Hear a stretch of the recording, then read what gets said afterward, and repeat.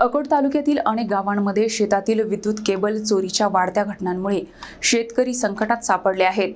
सिंचन व्यवस्था विस्कळीत झाल्याने पिके धोक्यात आली असून पोलिसांनी तातडीने प्रभावी कारवाई करावी अशी मागणी होत आहे।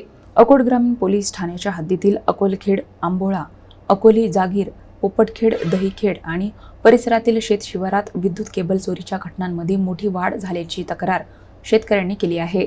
शेतातील केबल चोरीला गेल्याने पाण्याच्या मोटारी बंद पडत असून सिंचन व्यवस्था पूर्णपणे विस्कळीत झाली आहे।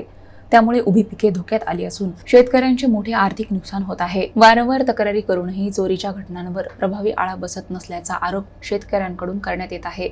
त्यामुळे चोरट्यांचे मनोबल वाढल्याची भावना परिसरात व्यक्त होत आहे। रात्रीच्या वेळी शेतात जाण्यासही शेतकरी घाबरत असून पोलीस प्रशासनाने रात्रगस्त वाढवून चोरी करणाऱ्या टोळीचा तातडीने शोध घ्यावा अशी मागणी केली जात आहे।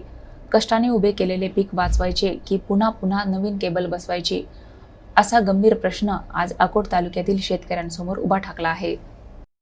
अफार चालू आहे की केबल चोरीचा, विहिरीतले बोरचे केबल ह्या चोरीचं प्रमाण खूप वाढलं आहे आणि अकोट ग्रामीण पोलीस स्टेशनच्या हद्दीतला प्रकार हा भरपूर घडून राहिला। याकडे अकोट ग्रामीण पोलीस स्टेशननी आतापर्यंत इतक्या चोऱ्या झाल्या आहेत, त्यांच्याकडे रिपोर्ट पण झालेले आहेत। त्याच्यावर त्यांनी अधिकही एकही चोरीचा उलगडा केला नाही आणि चोरीचं प्रमाण अधिक वाढत आहे। शेतकऱ्यांची एक वेळ नाही, दोन दोन वेळा केबला चोरी जातात, पण पोलीस प्रशासन हतबल झालेलं आहे चोरांसमोर। चौकशी करून शिनेरी पोलीस स्टेशनने योग्य ते कारवाई करून शिनेरी शेतकऱ्यांना न्याय द्यावा अशी सर्व शेतकऱ्यांची इच्छा आकांक्षाच आहेत।